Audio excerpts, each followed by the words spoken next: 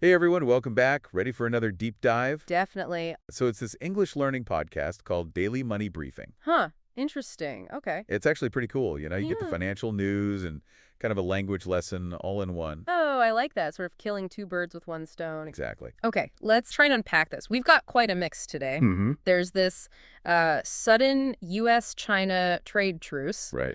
And then the Korea Development Institute, the KDI, is talking about potential impacts on South Korea. And the unemployment figures too. Exactly. The latest benefit numbers from the Ministry of Employment and Labor. So our mission, really, for this deep dive is to figure out the immediate implications. Especially for South Korea's economy. Yeah, and maybe what it tells us about, the bigger global picture. We're looking at the joint statement, the KDI report, and those labor stats. Yeah, the truce details themselves are pretty striking, aren't they? How so? The scale of the tariff cuts. I mean, the U.S. dropping tariffs on Chinese goods from 145% way down to 30%. Wow, that's huge. And China cutting tariffs on U.S. goods from 125% down to 10%. These aren't small adjustments. No, definitely not. It's potentially a major shift, though there is that 90-day time frame for more talks in Geneva. Right, so it's not a done deal, more like a pause. Exactly. It feels tentative. Yeah. But you're already seeing analysts hoping this might, ease some of the global economic uncertainty. Which has been a real drag. Major one.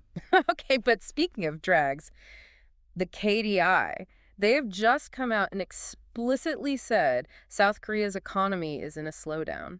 Yeah, that's a significant shift in their language. It really is. Mhm. They were talking downside risks before, but now it's economic slowdown, full stop. And look at what they're blaming. Primarily declining exports. And here's the connection, right? They link it directly to the previous U.S. tariffs. Hmm. The very ones that are now being partially reversed by this truce. It's almost like seeing the impact in near real time. They also mention sluggish construction affecting domestic demand. Right. So it underscores that those earlier trade tensions, they weren't just theoretical threats for an economy like South Korea's. They seem to have had a tangible effect. It seems so.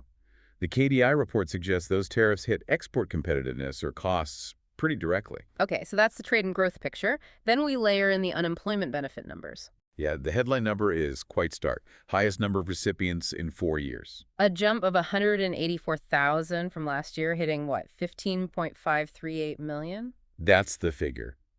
But there's this other detail. The April growth rate for these numbers was actually the slowest since 2020 if you exclude the main pandemic hit. Okay, so high number overall, but the rate of increase slowed down in April. Precisely.